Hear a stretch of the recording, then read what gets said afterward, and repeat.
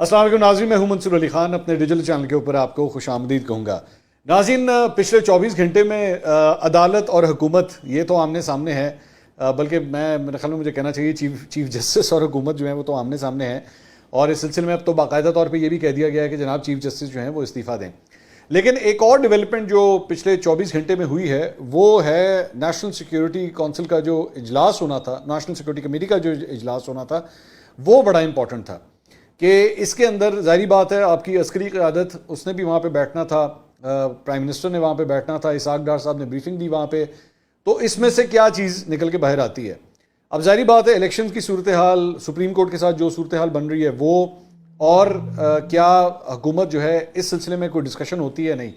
اب جو اعلامیہ جاری ہوا ہے اس کو ذرا ڈیکوڈ کرنے کی ضرورت ہے، اور اس کو ذرا، کیونکہ پہلے بھی اگر آپ کو یاد ہو جب سائفر کا معاملہ آیا تھا تو ایک نیشنل سیکیورٹی کمیٹی کا اجلاس ہوا تھا، عمران خان صاحب جب وزیر اعظم تھے، اور اس کے بعد ایک نیشنل سیکیورٹی کمیٹی کا اجلاس ہوا تھا جب شہباز شریف صاحب وزیر اعظم تھے، تو اس کا جو اعلامیہ تھا اسے بڑے غور سے ڈیکوڈ کرنے کی ضرورت تھی۔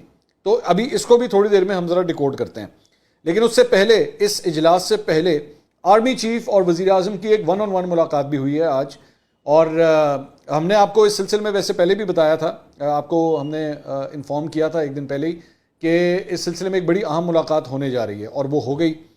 اس کے اندر ظاہری بات ہے اس کی ڈیٹیلز باہر نہیں آئیں۔ میں نے ایک چیز نوٹ کی ہے کہ جب سے یہ جو نئے آرمی چیف ہیں جنرل عاصم منیر، ان کے آنے کے بعد زیادہ میڈیا کے ساتھ انفارمیشن شیئرنگ اتنی زیادہ نہیں ہوتی، خاص طور پہ جب سے نئے ڈی جی آئی آئے ہیں تب سے تو بالکل ہی نہیں ہوتی۔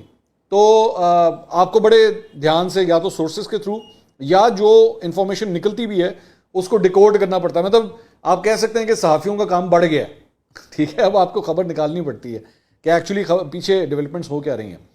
اب اس 1-on-1 ملاقات کے بعد جو قومی سلامتی کمیٹی کا اجلاس ہوا ہے اس کا جو اعلامیہ آیا ہے اس کو ذرا ڈیکوڈ کرنے کی ضرورت ہے۔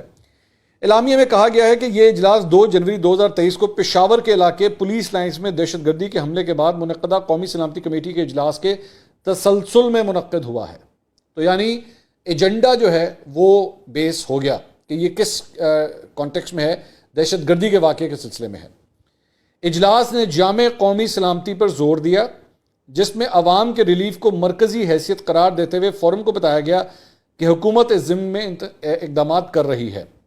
اٹس اے روٹین تھنگ، اس میں کوئی مطلب there is nothing to be shocked about, کہ یہ ایک عام روٹین کی بات ہے۔ آگے دیکھیں، کمیٹی نے بڑھتی ہوئی نفرت انگیزی، معاشرے میں تقسیم اور درپردہ اہداف کی آڑ میں ریاستی اداروں اور ان کی قیادت کے خلاف بیرونی سپانسرڈ زہریلا پروپیگنڈا سوشل میڈیا پر پھیلانے کی کوششوں کی شدید مذمت کرتے ہوئے کہا کہ اس سے قومی سلامتی متاثر ہوتی ہے۔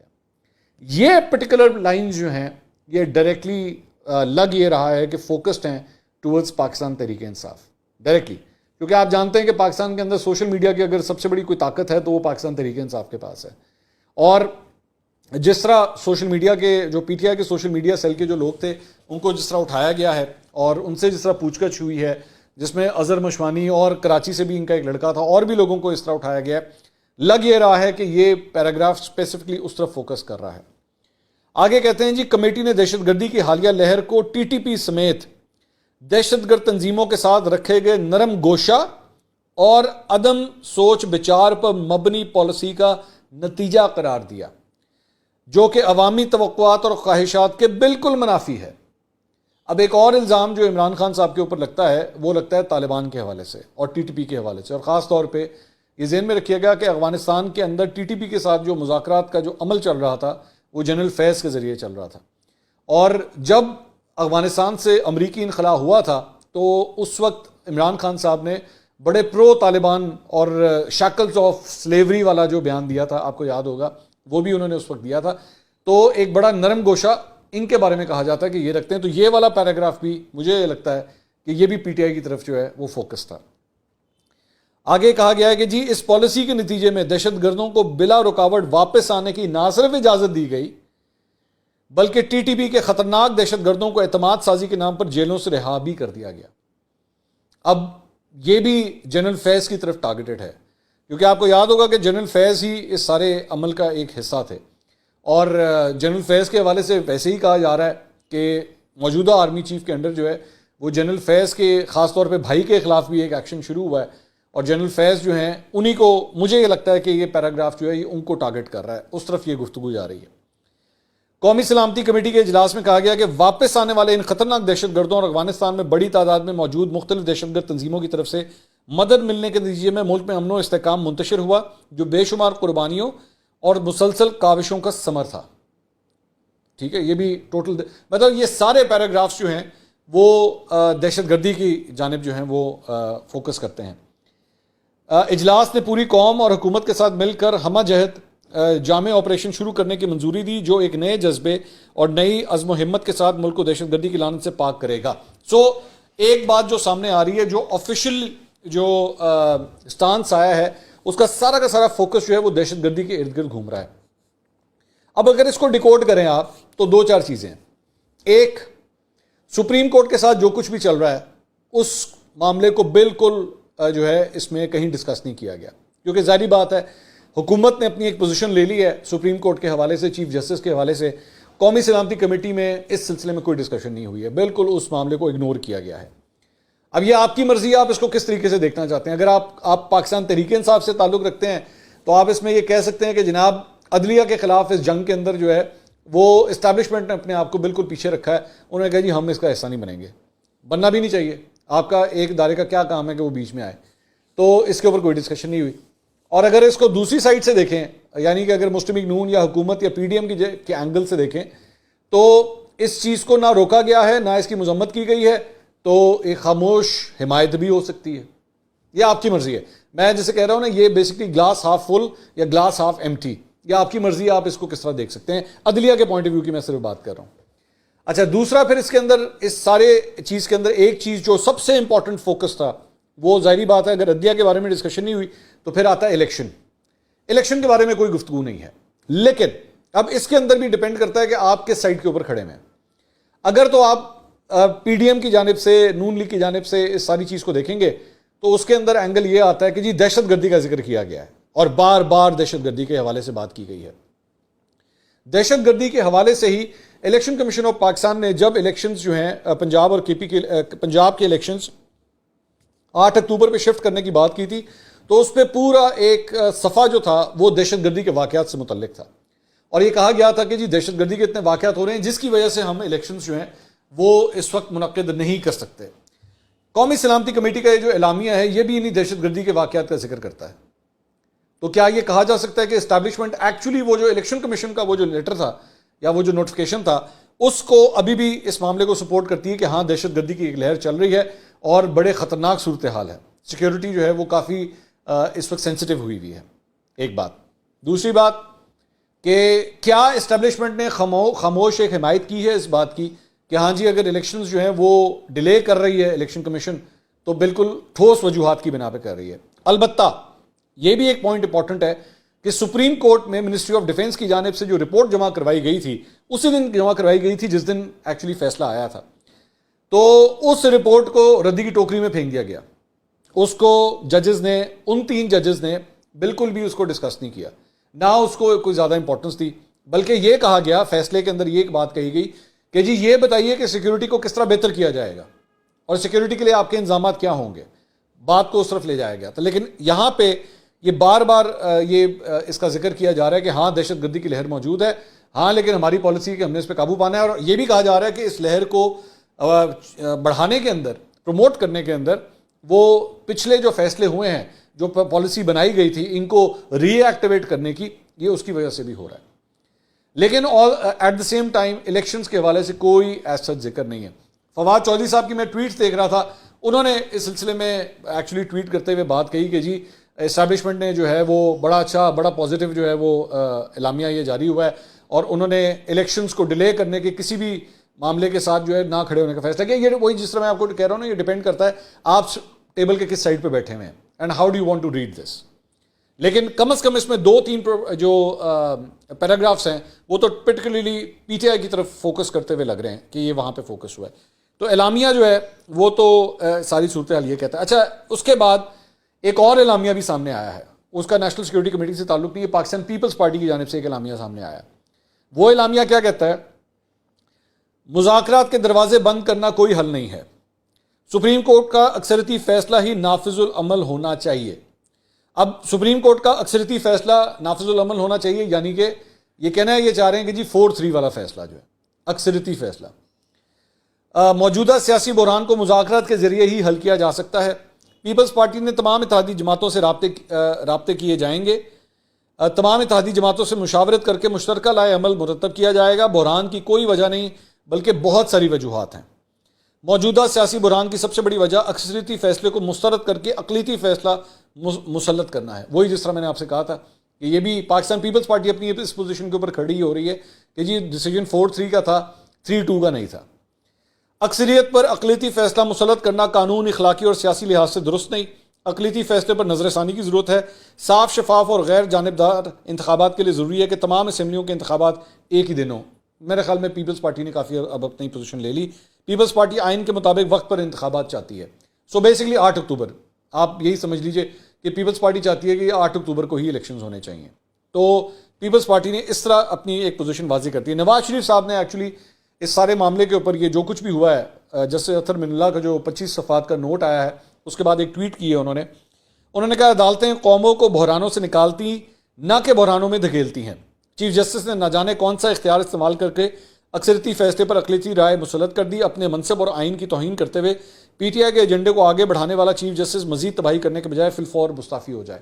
تو نواز شریف نے بھی ڈائریکٹلی جو ہے وہ، ویسے تو مطلب نواز شریف ڈیمانڈ کریں یا شہباز شریف کریں یا پی ڈی ایم کریں، بات ایک ہی ہے، لیکن انہوں نے بھی جو ہے اپنا باقاعدہ طور پہ چیف جسٹس کے استعفے کا مطالبہ کر دیا ہے۔ لیکن اگر آپ اس میں دیکھیں کہ پاکستان پیپلز پارٹی چیف جسٹس کے خلاف اس طرح نہیں جا رہی آگے، وہ یہ ضرور کہہ رہی ہے کہ جی فیصلہ غلط ہے، لیکن جس طرح مسلم لیگ نون چیف جسٹس کو ٹارگٹ کر رہی ہے، پیپلز پارٹی ایک قدم پیچھے ہے۔ وہ یہ ضرور کہہ رہی ہے ہمیں فیصلہ منظور نہیں ہے، لیکن چیف جسٹس کے اوپر ڈائریکٹلی ان کے ابھی تک استعفے کا مطالبہ پیپلز پارٹی نے نہیں کیا۔ یہ ڈائریکٹلی ڈیمانڈ جو ہے یہ نون لیگ کی طرف سے آ رہی ہے۔ یہ بڑی بڑی امپورٹنٹ بات ہے۔ اچھا جی، اس کے علاوہ انٹرسٹنگ بات یہ ہے کہ جب یہ اطہر من اللہ صاحب کا یہ جو 25 پیجز کا یہ جو فیصلہ جو ان کا مطلب ایک نوٹ سامنے آیا ہے، اس کے بعد سے اطہر من اللہ صاحب کے اوپر جو ہے وہ پی ٹی آئی کی جانب سے اٹیکس شروع ہوئے ہیں سوشل میڈیا کے اوپر۔ اور میں جب پی ٹی آئی کہتا ہوں تو میں لونڈے لپاڑوں کی بات کر رہا ہوں۔ تو بڑا انٹرسٹنگ ہے کہ 10 ستمبر 2022 کو عمران خان صاحب کا ایک خطاب جو ہے وہ سامنے آیا ہے اطہر من اللہ صاحب کے حوالے سے۔ وہ زمین آسمان کے قلابے جو ہے وہ ملا رہے ہیں اور وہ کہہ رہے ہیں جی بڑے زبردست، بہت زبردست ان کی جو ہے وہ ججمنٹس ہیں اور میں بڑی ان کی رسپیکٹ کرتا ہوں۔ تو عمران خان صاحب نے کہ ہمیشہ ظاہری بات ہے عمران خان صاحب کے بارے میں میں یہی کہتا ہوں کہ سب سے بڑے دشمن عمران خان صاحب کے اپنے بیانات ہیں۔ اگر وہی صرف آپ چلا دینا تو بس وہی کافی ہیں، اور ان کو کسی اور مخالف کی ضرورت نہیں۔ عمران خان صاحب کی مخالفت عمران خان صاحب خود اور ان کے بیانات کرتے ہیں۔ تو ایک یہ بھی ایشو تھا۔ اچھا، فواد چودھری صاحب کا ایک بڑا امپورٹنٹ بیان سامنے آیا ہے۔ وہ یہ کہتے ہیں جی اسمبلیاں تحلیل کرنا پی ٹی آئی کی غلطی تھی، ہم نے حساب کتاب میں غلطی کی۔ آپ کا حساب کتاب ہی تو ڈے ون سے غلط ہوتا رہا ہے ہمیشہ، یہی تو سب سے بڑا فالٹ ہے۔ آپ کا حساب کتاب 50 لاکھ گھروں کے حوالے سے غلط تھا، آپ کا حساب کتاب 1 کروڑ نوکریوں کے حوالے سے غلط تھا، آپ کا حساب کتاب 126 دن کے دھرنے کے حوالے سے غلط تھا، آپ کا حساب کتاب 2014 کے دھرنے کے حوالے سے غلط تھا، آپ کا حساب کتاب جنرل باجوہ کے حوالے سے غلط تھا، آپ کا حساب کتاب کئی ایسی جگہوں پہ جہاں پہ آپ کو وہ کام نہیں کرنے چاہیے جو ملک کے اندر انتشار پھیلائیں، پولرائزیشن پھیلائیں، ہمیشہ غلط رہا ہے۔ اور یہاں پہ بھی آپ نے یہ کہا کہ جی آپ کا حساب کتاب غلط تھا۔ مونس صلاحی کی وہ جو ٹویٹ تھی نا، وہ اس کے اوپر میں نے ایکچولی زیادہ ڈیٹیل سے میں نے بات نہیں کی تھی، جس میں انہوں نے کہا تھا جی ہور چوپو۔ یہ بیسکلی جب انہوں نے اس وقت یہ ٹویٹ کی تھی، یہ تب کی تھی انہوں نے جب الیکشنز ایکچولی آگے ہو گئے تھے، تو بہت سے لوگوں نے ان کو یہ کہا تھا کہ یہ شاید پی ٹی آئی اور عمران خان صاحب کے لیے تھی۔ ایون دو انہوں نے اس کو کلیریفائی کیا تھا کہ نہیں میں ان کے بارے میں بات نہیں کر رہا، لیکن لگ یہی رہا ہے کہ پرویز الہی صاحب جو بار بار یہ کہتے تھے کہ اسمبلیاں نہیں تحلیل کرنی چاہیے، کیونکہ ایک سیزن پولیٹیشین تھا نا، اس کو پتا تھا اس بات کا کہ اگر یہ ساری چیزیں آپ کے ہاتھ سے نکل گئیں، اور آپ کو یاد ہوگا، آپ اگر اس وقت اٹھا کے دیکھیں تو میں نے اس وقت یہ بات کی تھی، عمران خان صاحب نے پنڈی کے اندر اپنے جلسے کے اندر اس بات کا اعلان کیا تھا، تو میں نے اس وقت کہا تھا کہ بہت مشکل فیصلہ ہوگا اور یہ آپ کے جو ہے نا وہ گلے کی ہڈی بن جائے گا، کیونکہ سارا کچھ آپ کے ہاتھ سے چلا جائے گا، ساری انتظامیہ آپ کے ہاتھ سے، بیوروکریسی آپ کے ہاتھ سے، پولیس کس طرح کون سا اس سے چوکیدار لگانا ہے، سب کچھ آپ کے ہاتھ سے چلا جائے گا۔ آپ کی جو ترقیاتی اسکیمیں ہیں وہ رک جائیں گی، سب کچھ فل سٹاپ پہ چلا جائے گا۔ پرویز الہی صاحب اور مونس الہی کی اس وقت یہی رائے تھی کہ یہ نہیں ہونا چاہیے، لیکن عمران خان صاحب نے کہا نہیں، میں نے تو فیصلہ کر لیا، دیکھیے یہ جو پالیٹکس ہوتی ہے نا، میں ایک بات ذرا یہاں پہ کہنا چاہتا ہوں، میں نے میرے خیال میں پہلے آج تک کبھی آپ سے ڈسکس نہیں کیا. یہ پالیٹکس جو ہوتی ہے نا، اس کو ہر بندے کا دیکھنے کا ایک اپنا نظریہ ہے، ایک اپنا طریقہ کار ہے. یہ سیاسی جماعتوں کو لوگ جو ہے نا وہ یہ گڈ اور وہ بیڈ یوں کر کے دیکھتے ہیں. ان کے ذہن میں نا آپ سمجھ لیجیے کہ کوئی جیسے انڈین کوئی فلم ہوتی ہے نا کہ اس میں ایک شاہ رخ خان ہے اور ایک سامنے امریش پوری ہے. امریش پوری ولن ہے، شاہ رخ خان ہیرو ہے. ہیرو جو کچھ کرے گا ٹھیک کرے گا، وہ کسی کو جوتے مارے گا تو ٹھیک مارے گا، ولن اگر کسی کو جوتے مارے گا تو ظلم کرے گا. یہ بڑی انٹرسٹنگ، یہ ذہن میں رکھیے گا، گڈ اور ایول کا یہ جو کانسیپٹ ہوتا ہے نا فلموں کے اندر. امریش پوری کسی کو اگر 4 لاتے مارے گا، گھوسے مارے گا تو غلط کرے گا. ہیرو کسی کو 4 لاتے اور گھوسے مارے گا تو بالکل صحیح مارے گا. تو ہمارے یہاں پہ پالیٹکس کو نا بالکل اسی طرح لے جایا جاتا ہے جیسے گڈ اور ایول آپس میں لڑ رہے ہیں. یہ گڈ اور ایول کی جنگ نہیں ہوتی، یہ ایک شطرنج ہوتی ہے. اس شطرنج میں ایک بازی اگلا کھیلتا ہے، ایک بازی آپ کھیلتے ہیں. کبھی آپ کی بازی پٹھی پڑ جاتی ہے، اگلے کی ٹھیک پڑ جاتی ہے. کبھی آپ کی ٹھیک پڑتی ہے، اگلے کی پٹھی پڑ جاتی ہے. تو مثال کے طور پہ ایک چھوٹی ایگزامپل ہے کہ تحریک عدم اعتماد کا جو سارا ایشو تھا، وہ جب پی ڈی ایم آ رہی تھی ان کے ذہن میں تھا کہ جی ہم نے یہ بڑی زبردست سیاسی چال چلی ہے اور اس سے ہم عمران خان کو آؤٹ کریں گے، سارا کچھ ہمارے قابو میں آ جائے گا، سب ٹھیک ہو جائے گا، ہمارے کیسز بھی جو ہیں وہ سیدھے ہو جائیں گے. کر دیا، لیکن وہ چال پٹھی پڑ گئی جب عمران خان نے مراسلے والا جھوٹ بولنا شروع کر دیا. اس کی وجہ سے لوگ جو ہیں وہ اکٹھے کرنا شروع کر دیے. مہنگائی اتنی بڑھنا شروع ہو گئی کہ ان کے اپنے بیانات پی ڈی ایم کے سامنے آنا شروع ہو گئے کہ بھائی جان آپ تو کہتے تھے کہ مہنگائی خان ہے یہ اور اس نے بیڑا گرک کر دیا لوگوں کا، آپ نے کیا حال کیا. سارا بیانیہ پٹھا ہو گیا اور سارا کچھ عمران خان کی طرف جانا شروع ہو گیا. اس کے بعد ان کی سوشل میڈیا کے اوپر پریزنس نہیں تھی، عمران خان کی سوشل میڈیا کے اوپر پریزنس تھی، وہ بھی بندے اکٹھے کرنا شروع ہو گیا اس کی وجہ سے. ان کے بعد تھا ہی کچھ نہیں. سو وہ سیاسی چال عمران خان کی کامیاب ہو گئی. آگے چل کے عمران خان سے غلطی کیا ہوئی کہ انہوں نے بیٹھ کے اسمبلیاں توڑ دی، یہ سوچتے ہوئے کہ جناب میں پریشر ڈالوں گا ان کے اوپر اور ان کو پھر نیشنل اوور آل عام انتخابات کروانے پڑیں گے. نہیں، پٹھی پڑ گئی وہ. اب وہ پکڑا نہیں جا رہا. سارا سہارا اب اس بات کے اوپر ہے کہ سپریم کورٹ ہماری مدد کرے. عمران خان صاحب کا سارا سہارا اس طرف ہے. اچھا، انہوں نے پھر ان کی چال یہ تھی کہ عمران خان کے اوپر یہ کیس وہ کیس یہ کیس وہ کیس، مطلب ایف آئی آروں پہ ایف آئی آر کٹوا دیں، اس کے بعد آپ دیکھیں ہم ان کے عدالتوں کے چکر لگوائیں گے. عمران خان صاحب نے عدالتیں جانا ہی چھوڑ دیا. انہوں نے کہا جی حاضری سے سسنا، حاضری سے سسنا. اور عمران خان صاحب کو لاڈ پیار بھی پھر ملا. تو یہ پولیٹیشنز کی سیاسی چالیں ہوتی ہیں، کوئی سیدھی پڑ جاتی ہے، کوئی پٹھی پڑ جاتی ہے. بس یہ گیم آف چیس ہے، اس میں اور کچھ نہیں ہے. کچھ ہاں صرف یہ ہوتا ہے کہ اس کے اندر ڈنڈی نہ ماریں، فاؤل پلے مت کھیلیں. سیاستدان غلطی یہ کرتا ہے کبھی کبھار کہ وہ فاؤل پلے کھیل لیتا ہے. مثال کے فاؤل پلے کس کو کہتے ہیں؟ فاؤل پلے اور جی سارے غدار ہیں گنے، چلو قاسم سوری نے جو حرکت کی تھی سارے غدار ہیں، یہ فاؤل پلے ہے. مذہب کارڈ، عمران خان جناب اسرائیل کے ساتھ ملا ہوا ہے، مذہب کارڈ بیسکلی یہ فاؤل پلے ہے. اس کے بعد عمران خان کے وہ بشرا بی بی گھر پہ ہیں، آپ گھر کے اندر گھس گئے، فاؤل پلے، گھٹیا حرکت. بالکل اسی طرح ہی جس طرح مریم نواز اور کیپٹن صفدر کے کمروں کے اندر جو ہے کراچی کے اندر جو ہے یہ سیکورٹی والے ادارے گھس گئے تھے سارے، وہ بھی فاؤل پلے تھا. تو فاؤل پلے مت کھیلیں، سیاست کریں، اور سیاست چلتی ہے، سب کھیلتے ہیں، سب کے سب کھیلتے ہیں، یقین کریں. اور میں نے ان کو جتنا قریب سے دیکھا ہر قسم کے لوگ سیاست کھیلتے ہیں. تو یہ ایک پولیٹیکل میچ ہو رہا ہے. کبھی کبھار آپ کو اندازہ ہوتا ہے جس طرح اور تو اور مطلب چودھری پرویز الہی صاحب کی اپنی آڈیو جو ایک لیک ہوئی تھی جس میں وہ کہہ رہے تھے فواد چودھری جب ریسٹ ہوئے تھے، انہوں نے کہا پہلے ریسٹ ہو جاتے تھے اسمبلیاں نہیں ٹوٹیاں سن. آج فواد چودھری آپ خود کہتے ہیں غلطی ہوگی ساڑھے کو، ساری کیلکولیشن غلط ہو گئی، ہو جاتا ہے. اچھا جی، اس کے علاوہ ایک اور خبر جو ایک اور کیلکولیشن غلط ہوئی وہ شہباز گل صاحب کی ہے. شہباز گل صاحب جناب امیگریشن والوں نے شہباز گل صاحب کو جو ہے وہ بیرون ملک جانے سے روک دیا. رات لاہور ایئرپورٹ سے سعودی عرب وہ روانہ ہو رہے تھے، لیکن ای سی ایل میں نام ہونے کی وجہ سے امیگریشن حکام نے ان کو روک لیا. بیرون ملک ان کو نہیں جانے دیا گیا. یہ کورٹ کے پاس گئے بھی تھے کورٹ سے اجازت لینے کے لیے، اجازت ان کو مل بھی گئی تھی، لیکن ابھی بھی ان کا نام جو ہے وہ ایگزٹ کنٹرول لسٹ سے نہیں نکالا گیا، جو کہ بیسکلی منسٹر آف انٹیریئر کے پاس آتی ہے، یعنی رانا ثناء اللہ. تو ان کا نام ابھی بھی ایگزٹ کنٹرول لسٹ میں ہے، جس کی وجہ سے شہباز گل کو باہر نہیں جانے دیا گیا، جو کہ دوبارہ ایک فاؤل پلے ہے. یہ جس طرح میں فاؤل پلے کی بات کر رہا تھا، دوبارہ ایک فاؤل پلے ہے، نہیں جان دینا جی پاویں جو مرضی ہو جائے. اچھا، انہوں نے بھی نون لیگ کے ساتھ یہی کیا ہوا ہے، اگر آپ کو یاد ہو کہ نون لیگ کے مختلف لوگوں کے نام جو ہیں وہ ایگزٹ کنٹرول لسٹ میں ڈال دیے تھے، باہر نہیں جانے دینا، نہیں جانے دینا پاویں جو مرضی ہو جائے. تو وہی سب کچھ جو ہے اب ان کے ساتھ بھی ہو رہا ہے.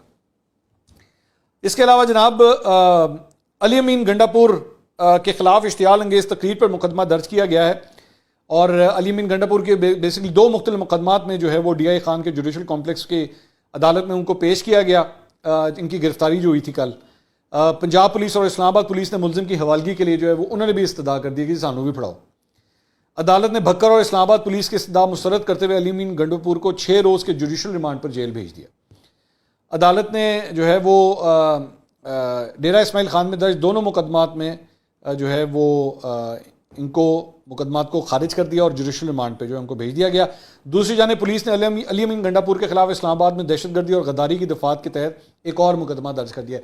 اب یہ جو غداری والا یہ جو بات ہے نا، یہ بھی ایک فاؤل پلے، بالکل وہی فاؤل پلے جس کی میں بات کر رہا تھا. یہ غداری کے جو مقدمے ہیں یہ انگریزوں کے بنائے ہوئے ہیں، اور تب سے لے کر اب تک یہ اسی طرح ہی چل رہے ہیں، اور اپنے سیاسی مخالفین کو ٹارگٹ کرنے کے لیے. علی امین گنڈا پور سے میرا لاکھ اختلاف ہے، ان کی زبان سے، ان کی طرز سیاست سے، ان تمام چیزوں سے اختلاف ہے، لیکن غداری والے فتوے جو ہے نا، یہ غداری کے مقدمے بنا دینا، یہ ناانصافی ہے. اور علی امین گنڈا پور کو بھی انصاف ملنا چاہیے. میرا ہمیشہ جو ہے وہ یہی پوائنٹ آف ویو رہا ہے کہ بھائی آپ نے جو کچھ بھی کرنا قانونی طریقے سے کریں، غیر قانونی حرکتیں مت کریں. تو اس کے علاوہ جناب ممنوعہ فنڈنگ کیس میں ایف آئی اے نے پی ٹی آئی کے رہنما اسد عمر صاحب کو جناب وہ طلب کر لیا ہے، اور 14 اپریل کو جو ہے ان کو بلایا گیا ہے.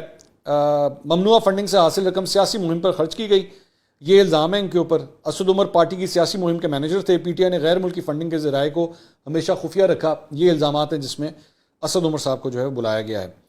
اس کے علاوہ سابق deputy speaker Punjab assembly Wasiq Qayyum Abbasi, سابق M P A major retired Latasib Satti کو بھی اینٹی کرپشن دفتر میں جو ہے طلبی کے نوٹس جو ہیں وہ جاری ہو گئے ہیں. اس سے پہلے اینٹی کرپشن والوں نے عثمان بزدار صاحب، اینٹی کرپشن والوں نے ہاشم جمع بخت، اور اینٹی کرپشن والوں نے زتاج گل صاحبہ کو بھی جو ہے وہ بلایا ہوا ہے.